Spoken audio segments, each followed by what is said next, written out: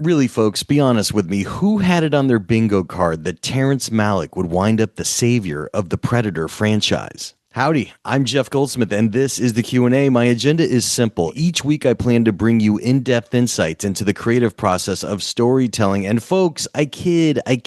Dan Trachtenberg is the savior of the Predator franchise. Terrence Malick is great in all of his own ways, but all hail Dan Trachtenberg, who also coincidentally happens to be today's guest. That's right, he is the writer-director of Predator Badlands, which is in theaters now, so I hope you go see it if you haven't seen it already. But fear not, we start spoiler free and then make a very clear announcement before we get into spoilers, so you could keep listening right as you are. But this was a fun episode because there's so many unique, interesting things going on here, and truly, Dan has just knocked it out of the park for what he has done to revive what was essentially a dead in the water franchise with Predator. So yeah, we did a podcast together for Prey. We did an article in Backstory magazine for Predator Killer of Killers, which you could see on Disney Plus. And I was really blown away by Predator Badlands. It's just a fantastic film. And once again, the genius of Dan's approach is that Predator Badlands is a standalone movie. In fact, I would even venture to say if you've never seen any of the movies in the Predator franchise, you could still walk into this and know what's going on. And that's a really good lesson for storytellers, is that it's okay to do a standalone movie within a franchise, still have it connect on a kind of subterranean level, but let it be its own thing. And Dan has really just mastered the craft of doing that, so kudos to him. And I gotta say, Dan was very forthcoming about his creative process and what it took to make Predator Badlands, so I know you'll dig this episode. And speaking of things to dig, folks, it's my 20th year of podcasting, my 13th year for Backstory magazine. There's a lot going on for both of my outlets, and I hope you'll check them out. We keep adding new articles to Backstory issue 56, which you could read over at backstory.net. And issue 57 will be coming out soon in December. If you've never read us before, you could read us on a desktop or laptop at backstory.net or via our iPad app, Backstory. There's a free issue you could peruse, so I hope you check that out. And if you like what you see, and I hope that you do, I hope you'll consider supporting independent entertainment journalism and becoming a subscriber. And to sweeten the deal, I'm offering you a discount coupon code of SAVE5. That's SAVE and the number 5, and that will save you $5 off a 1-year subscription. So look, it would really mean a lot to me to have my podcast listeners and Apple Podcasts and Spotify and my YouTube watchers of the Backstory Magazine YouTube page, which is where you could see all these Zoomcasts. That's right, you could see us chatting. It would really mean a lot to me to have you support my passion project, so thanks for considering becoming a subscriber. But now, without any further ado, let's jump right into our interview with co-writer and director Dan Trachtenberg as we discuss his latest film, Predator Badlands, in theaters right now. It's good to see you, man. How's it going? Very good, very good. Always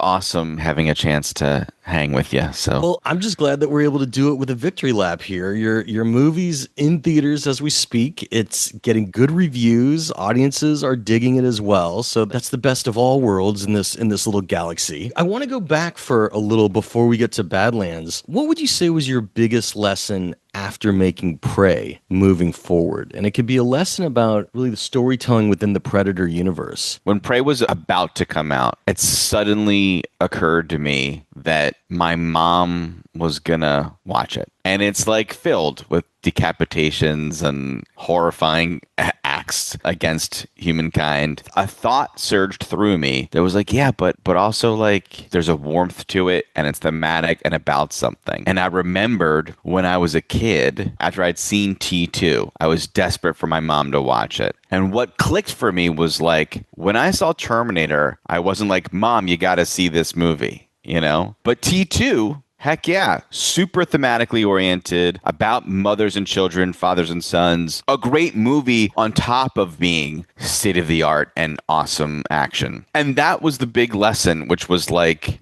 before Prey and after Prey, there's always going to be these temptations to make really cool genre movies that I love to watch and would be a blast to make. But some of them don't meet this test all of a sudden that I created for myself. Like, but would I be proud to show my mom the movie? You know, like the test of that is just like, can it be a great movie on top of being a genre exercise? So that's really what fueled even the insanely violent Killer of Killers, but also very much Badlands. I like it because we're going to talk later in the spoiler section, but I mean, without a doubt, Badlands is about family. I mean, from the very first frame to the last. So it's really actually interesting how that relates all the way back to Prey. And you know, Terminator 2, a movie that your mom could watch, and the mom test is always a good test. So I respect that. We interviewed you for Backstory Magazine along with your co-writer for Killer of Killers. Again, I would say, like, what was your lesson there? Because, you know, you surprised the world with this secret extra Predator movie. It is absolutely still awesome that not one but two Predator movies actually came out this year. It was kind of a gift for people. And again, you really have kept fans guessing up until Badlands was released because Killer of Killers has the anthology format. So, like, you know, we weren't really sure where you were going or if it was even going to connect. So tell us about what you learned from making Killer of Killers, and also, and we'll get into spoilers later, how and if there was ever more connective tissue. Because I mean, at least people now know that the two are, for the moment, standalones. I mean, the same lesson that I learned on Prey certainly learned again with Killer Killers, but also a lot of animation filmmakers both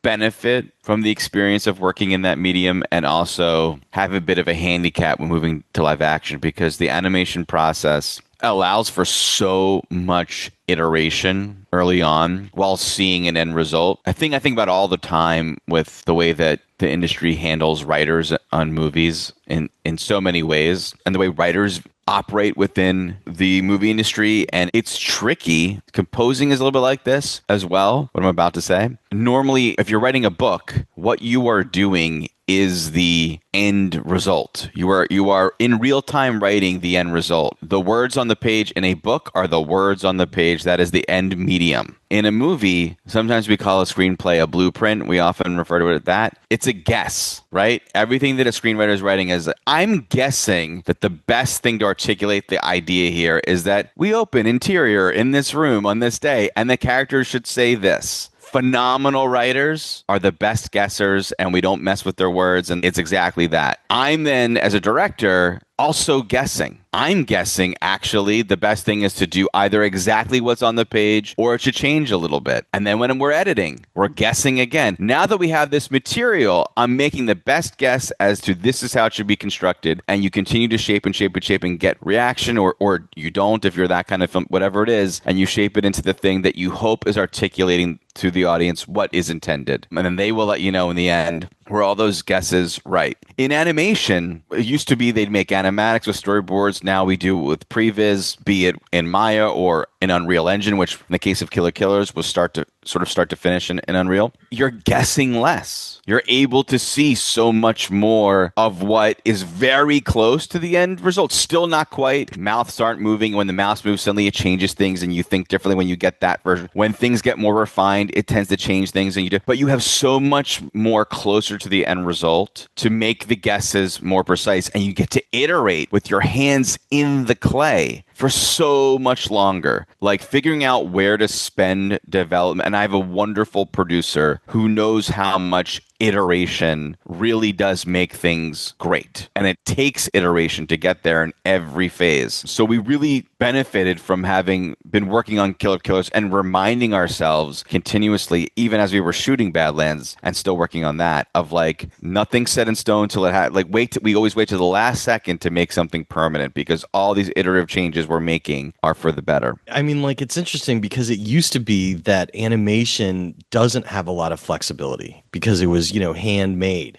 And you got to get it down on the page and in your boards because that is what they're going to replicate and that's what you're going to get, and there's very little room. Now, yeah, as you're using the Unreal Engine for previs and you have this flexibility with modern filmmaking to change things very close to the last minute, there's a lot of room for flexibility. I was going to bring it up later, but actually it would be really fascinating for you to illuminate us to the inside workings of the previs process because you're right. Like, you know, a lot of people people, they're used to a version, in my opinion, of the Hitchcockian method in which they get their script, they get their budget, they build the sets the script needs, they get the props the set needs, the costumes, the actors, everything. There's room to change some dialogue on the day. And overall, for most movies, you're not going to be doing much else other than some reshoots. But in previs, going beyond the concept of a script as a blueprint, I mean, action beats, beat by beat, are tested. The script is in itself often rewritten in a good way in which everybody's plussing it, adding to the concept. What could you tell us about how you've seen your scripts grow in the previs process? Because it seems like a lot happens there, especially in these movies. Well, I can only speak to my experience of it. Actually, for Prey and for Badlands, the same thing happened, which is in Prey, there was the first time that the Predator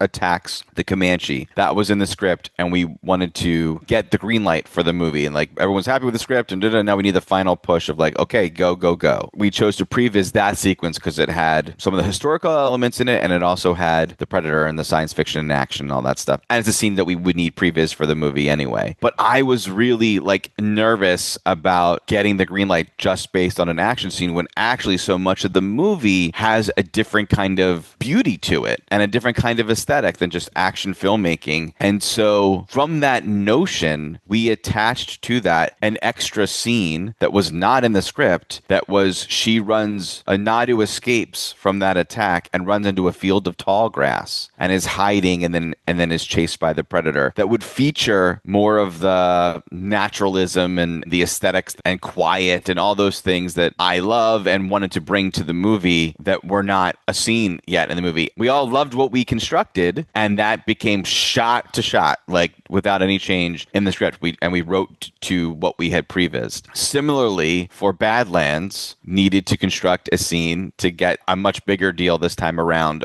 a way harder sell, and that also didn't want to be all for naught and wanted to be something that felt like it could make it into the movie. But we didn't have a script yet. We just had a treatment. Sorry to interrupt. How long was your treatment? I would imagine it was around 20, 30, 40 pages. So it was the razor grass scene. It's the scene where she's on his back, he's hunting something, and it just had everything. It had the dynamic of him and her, the fun of what that could be, the way he is, the way what action would feel like in a movie of this size and scale, encountering the other creature, one of the other characters of the movie, Bud, and it really just showcased what the movie could be. And then so that was something that we beat it out and constructed and came up with dialogue even and all that stuff, and then wrote that into the movie. So it was the scene with Bud that you prevised? Even prior, right. but yeah, in our treatment, those characters weren't even on screen together yet in that way. And in fact, we met them in the reverse order at that time. I needed to have all of it, and even ended with a campfire scene. That previs that we did was shown company wide at certain events to say like, this is upcoming, but because we weren't in production yet, it really became something that represented the movie for a very long time. How long would you say that sequence was? First of all, I'll say it will be on the disc as a special feature amongst many other previs scenes that are not even in the movie at all. I think it's around 6 minutes. I could be wrong. Okay. Just for people to understand the kind of time that goes into it, how long would you say it took to make that 6 minute previs? Oh man, I really hope I'm not saying the wrong stuff here, because my memory is so bad.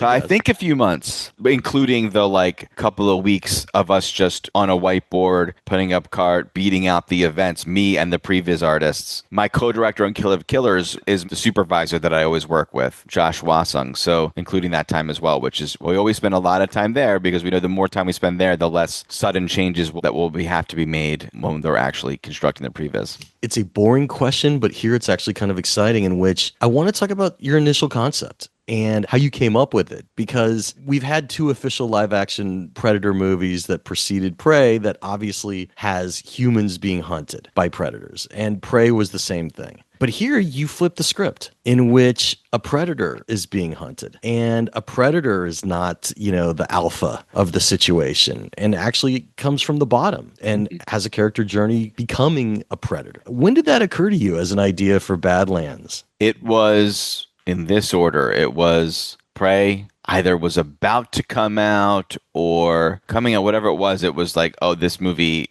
is working. They're going to ask me about a sequel. what the heck is my answer? Like I've never had to do that. I've never had to like think like, what would I do? Would I do another Predator movie? What even would I do? And really was trying to figure out, is there anything? I felt like I sort of threw everything I had at Prey. Was there anything that hadn't been done yet in the franchise? And there was this sentiment from the fanship of like, why is the Predator always lose? You know, he's coming to Earth. Why, are we that great? This guy's supposed to be the greatest hunter in the whole galaxy, and he gets his butt kicked every time he comes to Earth. So Predator wins was the initial seed of like, that doesn't exist yet. But when I started to chew on how to make a Predator wins movie, it just felt very unsatisfying thinking about I would make a movie like Prey again, except that time the slasher wins. That didn't meet my T2 test, you know? And then... Would that be because basically he has to win against a certain group of humans, so you needed to pick a really bad group of humans? Like, everybody wants to see Predator versus the Nazis, It'd right? be Predator versus... Exactly. That was the thought. It would be like, I guess it could be Predator versus Nazis, but then we're spending most of the movie with the Nazis, and then we don't like them, and then, you know... But maybe it's a movie that everyone thought that the stuff... not everyone, but many people thought what I was doing was going to be bad, and, you know, they didn't see things the same way. Never bet against Trachtenberg. But the next thought was, okay, well, actually, what if it's just having the Predator go on the journey that the human normally goes on? And that was like, yeah, man, that's not just a cool Predator movie. That's a thing we haven't in all the no one's done in Star Wars. They never made the Chewbacca movie. In whatever, you know, they've never done in any pick your franchise, never done the movie where it's that thing is the protagonist, that creature, you know, that became really, really, really exciting. And I thought about gangster movies and hitman movies where those are bad guys in real life. Those are real bad guys. But in the context of the struggle in the movie, you root for them. And as much as I didn't want to repeat myself, as much as I'd make an underdogs movie 100 million times. It's just always has a real aggressive pull at my heart. But I don't want to repeat myself, but it just felt like that is the move for letting something like the Predator still feel incredibly ferocious and brutal. It was but brilliant. Yet also you'd find yourself rooting for it. It was such a great it. idea that something that we'd been kind of, you know, can we really return to the Predator franchise was answered yes by Prey. But then when you move forward, you're like, well, where else can we go? And to be honest, people just didn't think that a studio would back, you know, a Predator POV movie because it screams that it's too expensive. To the studio's credit and to your credit, with such a great concept, I mean, it works from beginning to end, and it's a pleasure to see because what you really did was you made something unique. Because aside from this franchise not doing it, you just don't see a movie about, you know, a non-human alien from beginning to end in general too often. So, I mean, like, I think that was the secret sauce there. You know, the question is, you could still fail in a million ways, but you did not. Oh, trust me. I was cold sweats daily over the amount of ways we could be failing. Well, and we'll get to some of those because like I could see like the choices that you made, but it's also a great twist that you brought in the Weyland-Yutani Corporation. And obviously there's an intertwining, as we know, from the Predator Alien crossover movies, but here it was different, in which, again, rather than have a human, you chose a robot from the Weyland-Yutani Corporation. And right off the bat, I just want to ask if there's anything you could tell us about when in time this takes place, because it seems to be very far in the future for the Weyland-Yutani Corporation. It is very far away in both franchises. The idea is for it to not step on the toes of any other entry. Right. I was aware that Romulus was going to happen, but I didn't know much about it when we were cooking this up. And I may have only been faintly aware of the alien on the show. I may not have been initially, but I just was like, "What? I don't know what they're doing. I don't want to step." And then when I saw Romulus, I stole the whole W's in the I. I was like, "Oh, there's so much awesome here. We want to include anything's in here to be taken and put in any other of the other, and we will take, you know, like It would be great to intertwine where possible, but because at the time we were not all working in concert together, I just, you know, wanted to steer clear. I want to talk about your writing habit with Patrick Azon, you know, who also wrote on Prey. Tell us about how you guys work as writing partners. Well, it should be clear that the story is me and Patrick, but Patrick wrote in the script. Absolutely. And generally I have an extended idea for something and have several things that I really want to be in the movie as a launching off point, and then we discuss. and discuss and discuss and discuss and discuss quite a bit, hashing things out to a point where he'll say, I think I'm ready to put pen to paper on just a one pager or just a let me like get our thoughts down so we can like look at them. And then he'll write what that is, and then we will turn it over, kick the tires constantly, and then I will be, okay, it's enough for me to talk to some concept artists and see if I can get more ideas for us to include, because we don't have we just have an act one now or whatever it is, or I have enough to previs something, and and then we'll continue to inform as that expands and grows into a script. How long would you guys say you kicked around Badlands in outline stage? I would say several months. And what year do you think you started on it? It was 22. It was after Prey came out. Yeah, it was right away. It was totally right away. Yeah. Got it. And I'm assuming he was involved in your previs for Badlands as well, like helping you script that out, or no? No, not really. I would show him, and then he would get jazzed and have thoughts. Generally, the previs is me and Josh, who's a supervisor, and some folks on the team that he's going to have do it. And we've got Mio board, and we have stickies up, and then we'll like be like, it's kind of like this from this movie, and we'll like grab the YouTube clip, and it'll be on the whiteboard or a concept art. Or I'll have had a concept art made, and I'll put it on the sticky board so anyone working on it can like see the reference, and we'll draw overheads for where the camera could be, or just sticky notes of beats, and we see all the beats, then we add to the beats. And There's a function in Final Draft called Beatboard. That's kind of similar. You could pin things to it, music, images, video. That's cool. It's probably exactly like that, but it's online. Anyone can like log in and like add to it. Yeah, cool. That's really cool. It's interesting. When did you get the idea of having a robot be the foil for your? It was in the initial pitch because I knew from the jump humans in the movie in any form was gonna evolve into us writing, but also audience watching another team up. Then we were going to just end up in T2, we were just going to be like, we're going to attach ourselves to the human. We're going to care about them more. The studio is going to ask us to do more with the human, whatever it is. Like, it was just going to happen. So I made this sort of hard and fast rule imposed on myself, like no human, keep thinking, Dan, And then from there quickly became a story about a monster and a robot. Felt like it had a Miyazaki, Pixar underpinning. And then from there, very quickly came I know a company that makes robots that happens to be owned by our parent company, Walt Disney and 20th Century Studio, and that was the silhouette of Chewbacca and C-3PO came to mind, and that was really exciting. Now, another question, kind of going to the film's title, Badlands. We kind of had been waiting for, will a movie take place on Yautja Prime? And we are there briefly. Then we leave to go to Jenna. Yeah. And, it's this dangerous planet. I'm just curious, have you ever read Harry Harrison's Death World, which is just a classic 1960 sci-fi book, and it's just about a world that everything is deadly. I should have read it. It would have helped me. No, it's okay. That would have been great. It's a sci-fi classic, and it just reminded me of that, because people have done tropes of it. I mean, it literally came out in 1960. And it's a world that any invader is just going to be mercilessly killed because kind of all of nature teams up against any intruder, and you got a really good vibe for that. And I'm just curious idea, because you could have easily just left it on Yautja, but the idea of, I know the crossover with Whale and Yutani would have been more difficult that way. No, that was all thought about, actually. You reminded me of that we were thinking of do we go to two planets? Because it's harder. The world building is oh my God, I got to do that planet and the other planet. Yeah. I'm not sure what even inspired I think because, first of all, let me just say, I tend to not correct, but I will on Jenna, because a lot of people are saying Jenna, but I'm going to, but because of the nature of this podcast, it's actually Genna, because it was originally in the treatment as Gehenna, which is the Hebrew word for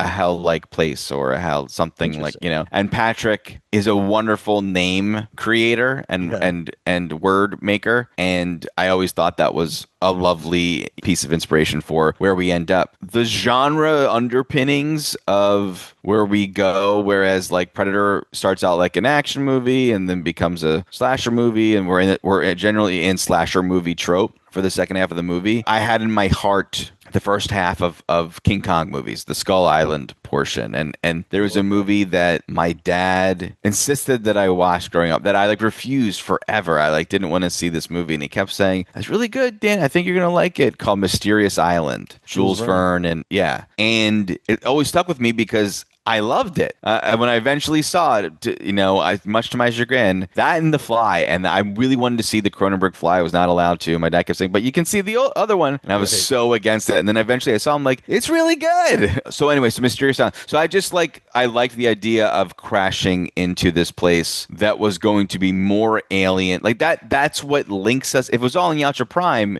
where he knows the place. He knows the terrain. But him going to an alien place means that, now us and Deck, us and the Yautja are now synced up. It's a perfect thing to do for an underdog story, take them out of their comfort zone. That's got to be first. So that totally works. This is going to be a really geeky question. I pretty much think I already know the answer. But you did this interesting thing in which when Deck meets Thea, she starts speaking different languages, and then through her universal translator, as she says, is able to speak Yautja to him, which to us, the audience, sounds like English. Interestingly, though, when Deck responds, he's speaking Yautja with subtitles for us, the theater audience. And I'm curious if there was ever, in any of your planning, or if you maybe experimented with it, a time where they were both speaking English, kind of like in a Hunt for Red October moment when, we get the lens focus and Russian becomes English for the audience's benefit. I know, and I am guessing your answer is that if Dex speaks English, he's just going to sound like a damn Klingon, and you probably didn't want that. So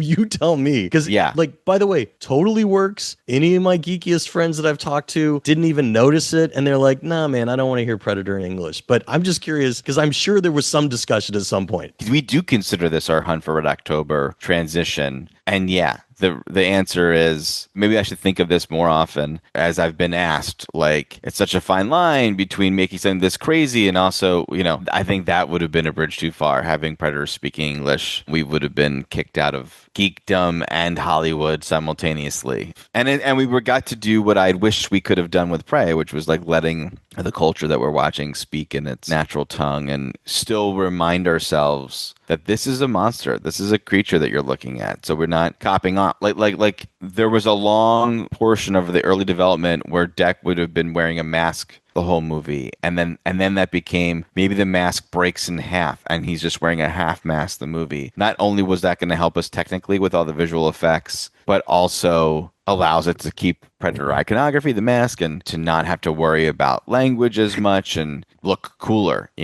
look more noble. I just felt right before the decision had to be made, like we're copping out, like the premise is it's a monster and we're going to make you care, like you got to be looking at the monster. You can't otherwise we're watering it down. So I think the language is a part of that also. You sort of went all the way with the concept.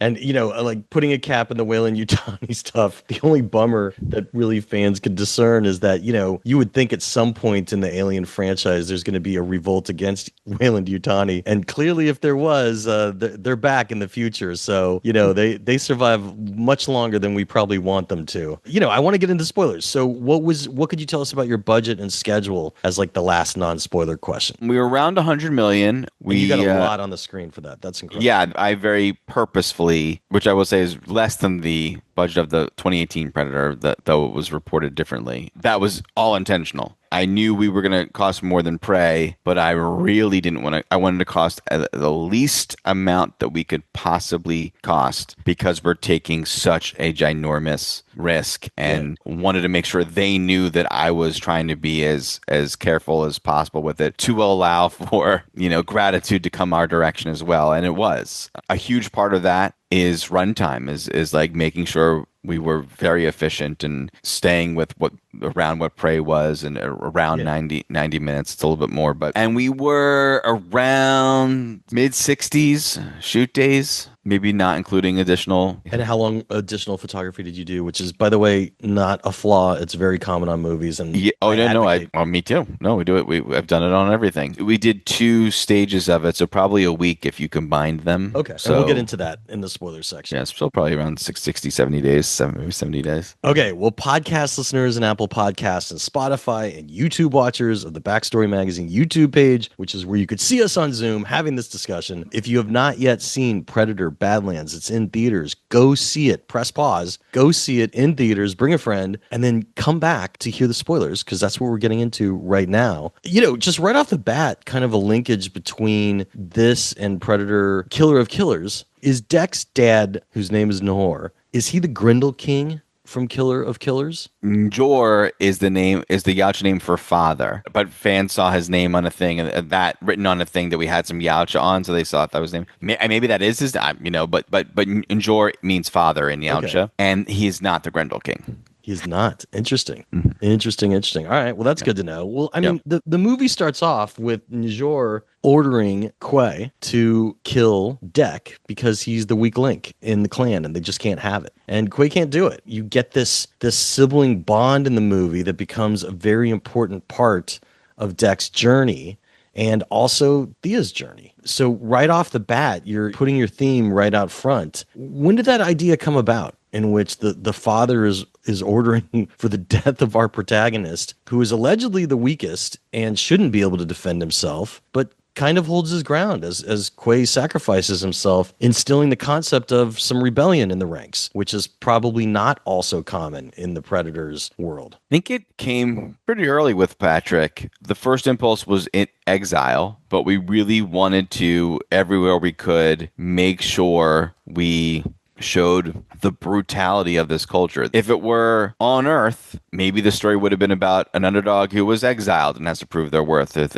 merely exiled. But because it's Yautja, it's like, no, it's even more extreme. It's a good concept, and you still have the exile because, that's how he ends up on the dangerous planet. Yep. And I think the thing that fans would really have fun with is it's always great to hear about left turns. So ideas that you and Patrick had early on in the drawing board stage that maybe for a day, a week, a month were, oh yeah, this is definitely where Badlands is going. But you totally threw it out. It was never even filmed. It's not a deleted scene. But for a while in your mind, something that would be interesting to hear about how you originally envisioned the movie, even though it never came to be. The idea that I pitched, the idea from the get-go, the idea that I brought to Patrick was that Deck was blind. The runt character was a runt because of that impairment. And that's why Father wanted to get rid of him. And I loved the idea of him functioning like Rutger Hauer in Blind Fury, a classic blind samurai. Yeah, I mean, like I was going to say, the blind swordsman is a classic trope. Exactly. Like, so he would have tried to overcome his handicap and had better hearing, and even developed, like, there'll be on disc a lot of previses that didn't make it in the movie. The one I was referring to was still under that construct that he would have been blind. So he had a special mask that he made for himself that used echolocation, that used his clicks and all that stuff to create a sonic visual for what was in front of him. And I started freaking out. When we were location scouting and things were becoming more real, and I was seeing the beautiful. We went to Iceland initially, and then went to Australia, and then New Zealand, and was thinking about how I was going to craft the scenes. And I loved the idea of putting people in the shoes of the protagonist, and was thinking about building suspense off of a creature that wouldn't make any noise, so he wouldn't even know they were there. But then it's like, wait a second, like, no, the fun of being in these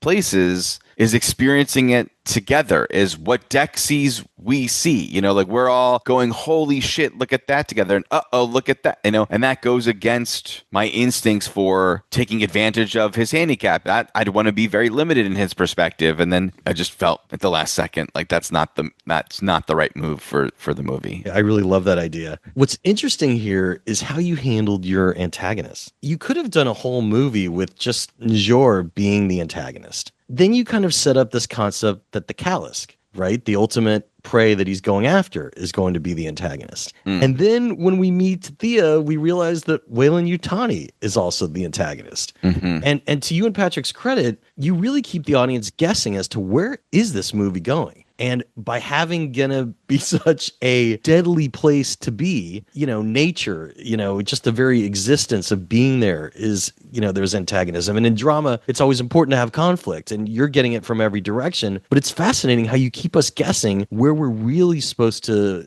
direct our ire, because these forces of nature, become things that bond together, of, having the team get together. So I'm curious if there were other ideas percolating before it really became Tessa as the antagonist for the thrust of the movie, and the conflict, which is the opposite of Deck's background, in which his brother sacrificed his life to protect him. Yeah. Tessa, as a robot, has no interest in protecting Thea, or siding with her as a self-described new age sibling, which is Thea's goal. It all came from wanting every character to arc and bear thematic weight, so that it wasn't like it's Deck's movie and his story carries the theme, and then everything else is just helping that. It's like no, what's so delightful I find is like when I'm like, oh my god, I didn't even think that there was gonna be an arc for that character. Like, oh my god, they had a story. They weren't just there as a side. They actually did a thing, and that so that kept the gears continually grinding. There's a period of time where Tessa was much more like Quaritch in Avatar, and there was a period of time where Bud and the Callus were the same character, and it like Bud would like become the Callus, like physically even, Yeah. Wait, I want to hear about that. When did you realize it was better to make them two separate characters, Bud and the Callus? Well, I think,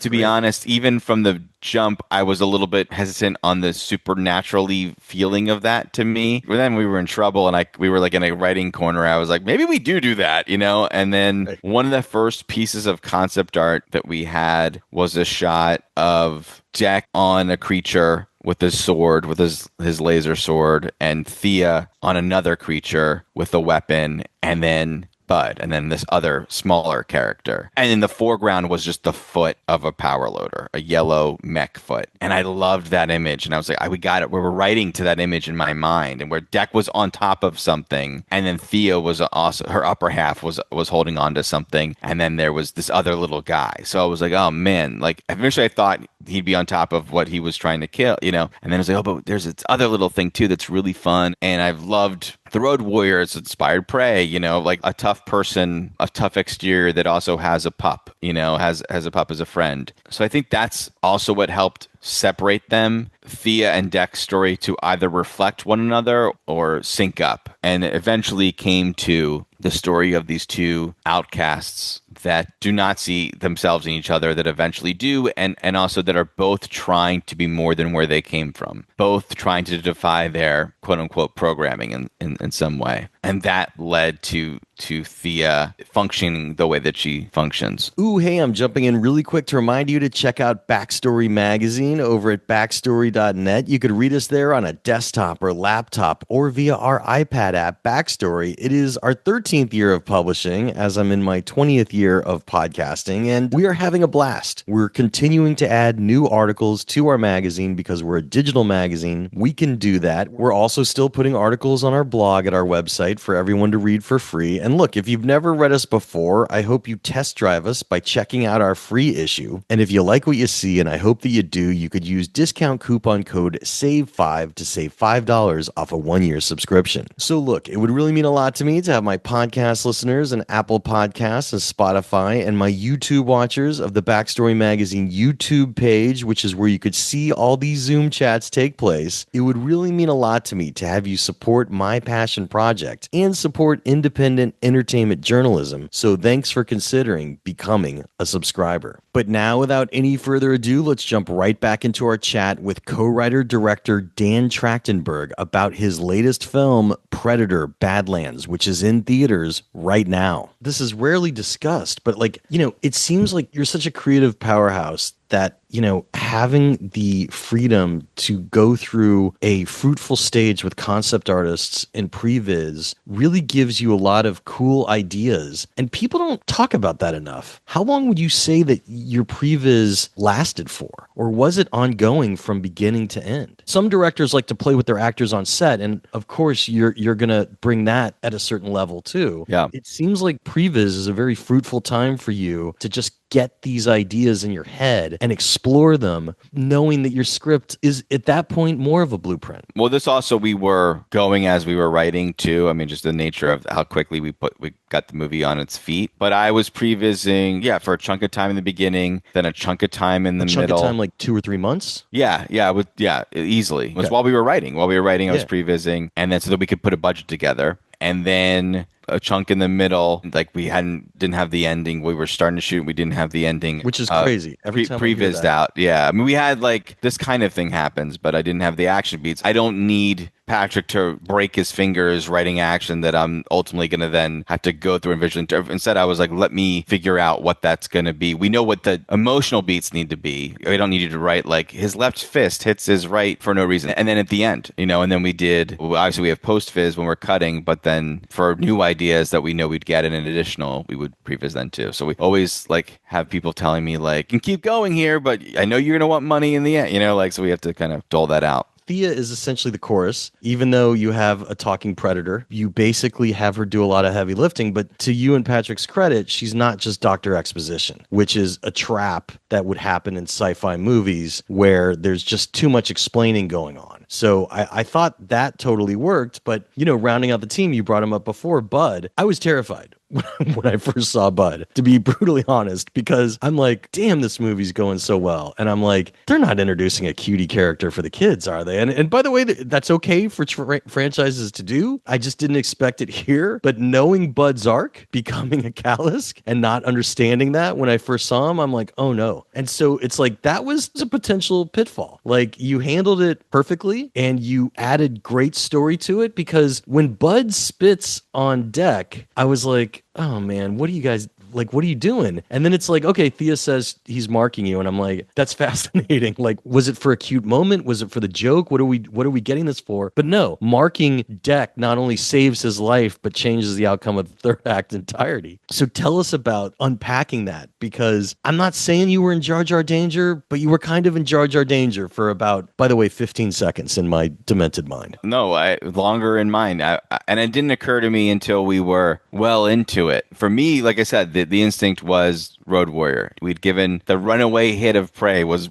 Suddy, was her dog. Absolutely. And so I love the counterpoint of it all. Everything in this movie is different than it appears to be, and you go through different feelings throughout the course. So something that appears to be cute is terrifying. Something that is terrifying actually has more of a heart to it, more of a soul. Not just speaking about Deck, about other creatures as well. So I was not worried about Bud for the longest time until someone said Jar Jar to me, and I was like, oh no, wait, right.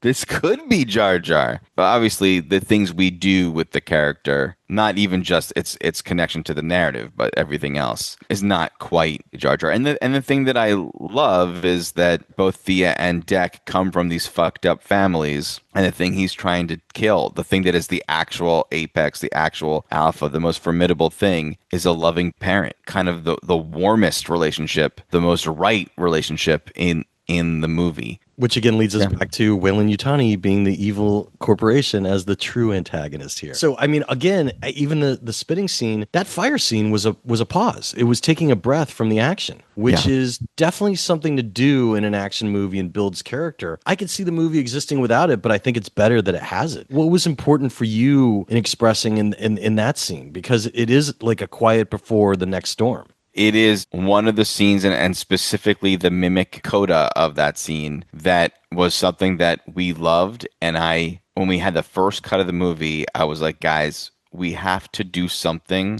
in here. We have to put something narratively essential, because it's going to get cut. Like, there's no way. Like, this is the kind of thing that is like, it's a baby. It's one of my babies, especially momentum-wise and all that stuff. By the grace of whatever, every test screening, every Friends and Family, the number one favorite scene was the entire campfire sequence. Everything else was like, maybe this, maybe that. Oh, I don't know if they're feeling. But that scene, and the mimic in particular, biggest reaction, like it was crazy. I was certain that was going to be the first to go. And I often talk about my desire to make a movie that's told primarily through action, and my chagrin over sequences where it feels like the e-brake was pulled on and now we have to pull off and have a camp. I've said it a million times and pitches of like, and then you have a scene around a campfire where they talk about their feelings and we keep going. Jaws was a reference for both the mimicking and the campfire, and it can be done. And this movie has the foot on its gas for so much of it, and I didn't want it to all be for naught and wanted it all to absolutely matter. And frankly, it is actually also nice, even sonically, to have a bit of a break and a bit of a like, okay, can we just hang for a sec? It remained intact. There were, I will say, for a screenwriting publication here, that scene had a bit more of a speech in it, that then, like, we have the wolf speech by the waterfall. We had much more of a speech in the campfire as well, and then we had a big speech in the Tessa Thea scene where we've captured everyone. So the movie had these like 3 big speeches, and it was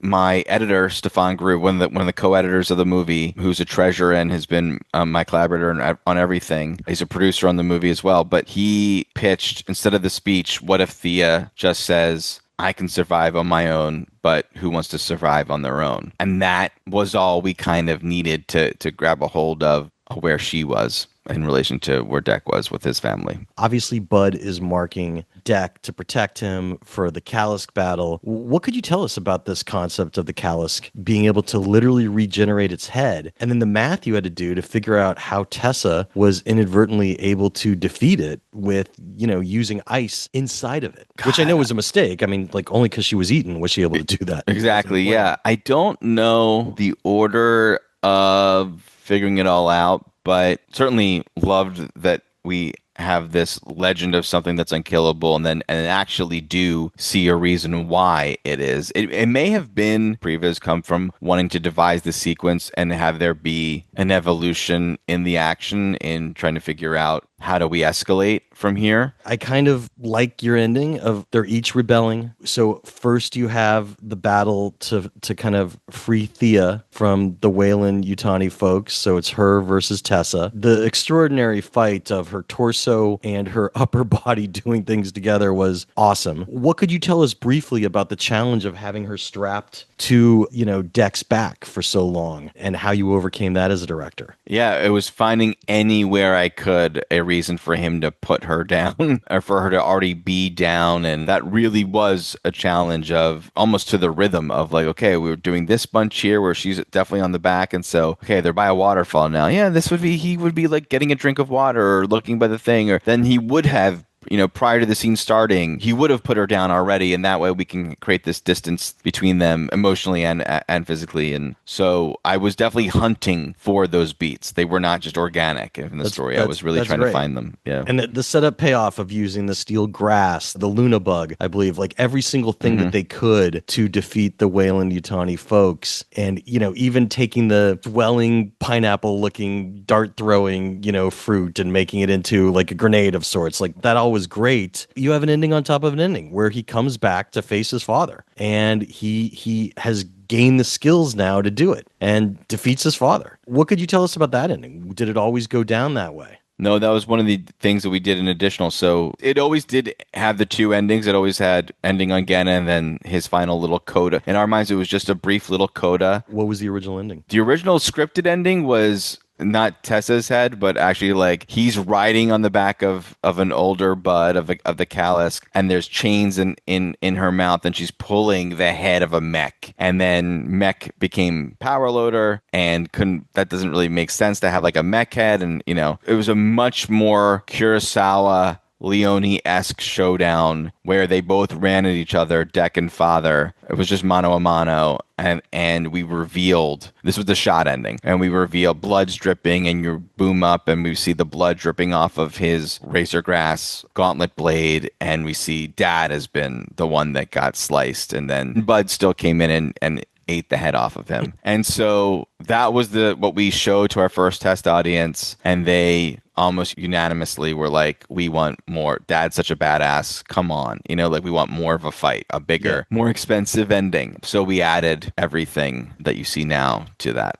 Editing's the last stage of storytelling. Could you tell us about any deleted scenes that come to mind that would be on the Blu-ray? A ton. I mean, certainly a few that I've mentioned along the way here. Initially, what we call the Callus Den, when he does that big battle with the Callus, that was actually him just getting to an outpost, and he had a giant fight with the synth synths. There, we felt like we were going a really long time without seeing Deck kick ass against the synths. So we had a giant fight there, and that's where the leg fight was originally that we had done in previs. And then the Callus would come and interrupt that and got captured. Then all that changed, and we shifted it to the Callus Den. And thankfully, my stunt choreographer, Jacob Tamori, found a way to include legs from that scene and into the infiltration scene and came up with the whole like high foot instead of high fiving. Yeah, the foot five. Yeah. The foot five worked really great. I'm curious about the mom showing up as a coda. Was that always in there? No, sorry. Thank you for bringing it up. It wasn't. I think I was pondering the end of Killer of Killers and the image of the ship there. And honestly, and Cloverfield Lane ends similarly, where a character has sort of been forged by the gauntlet they were just through, and then you see them like on the cusp of another gauntlet in front of them. Yeah. So I think that's where that stemmed from, and then became the like, what's worse than dad but mom. And I've brought up my moments with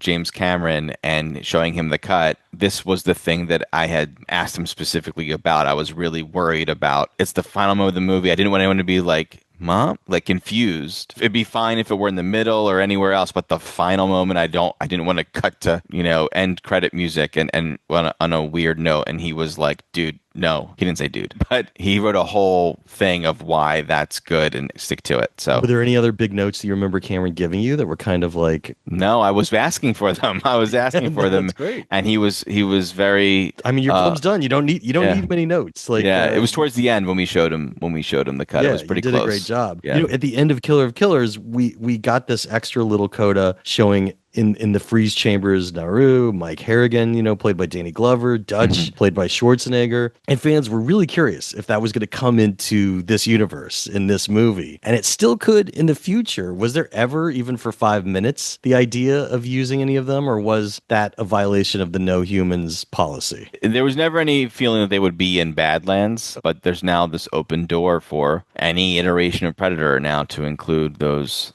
characters. Well, I guess my last question is the same one as always is, what was your toughest scene? What was the scene that you kept coming back to over and over? Was actually the scene I brought up of when they're captured, Tessa and Thea finally meet each other. That went through a lot of iterations. It started very mustache twirly, and once again was very much more like they were dominating the planet. And I mean, Patrick wrote awesome. It was the audition scene for people we were looking at for Thea and Tessa. And then it became very much about weak and strong, which is certainly a theme in the movie. And Tessa represented strong and Thea represented weak and still very speechy. And eventually it took its final, I think, best and greatest form in Tessa honing in on the weakness of Deck and his brother and realizing she almost made the same mistake. I'm not to repeat her line, but almost had made the same mistake that his brother had made. And weakness must be culled. Yeah. It's a great ending because these folks that didn't have families, that felt isolated, alienated, they become their own ragtag family ready to go kick ass by the end of the movie,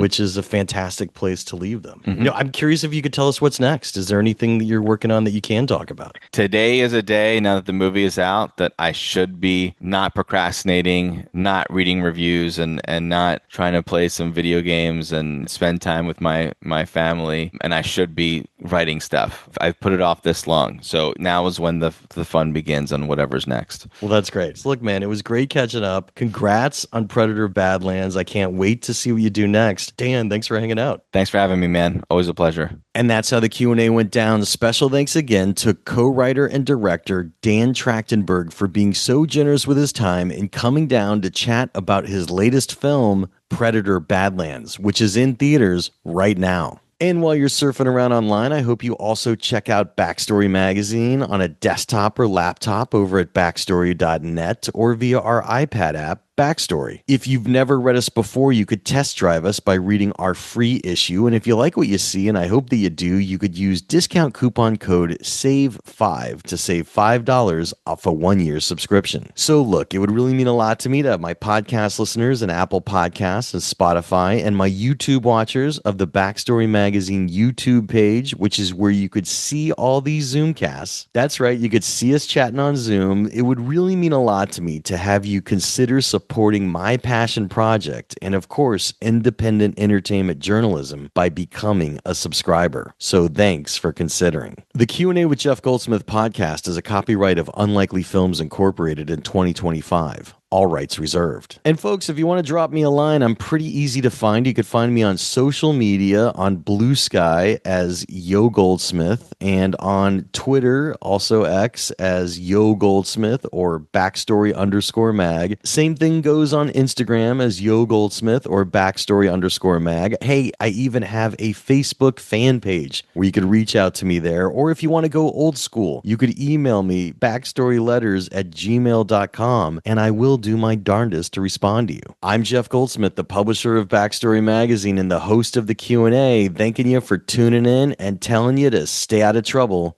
Till next week.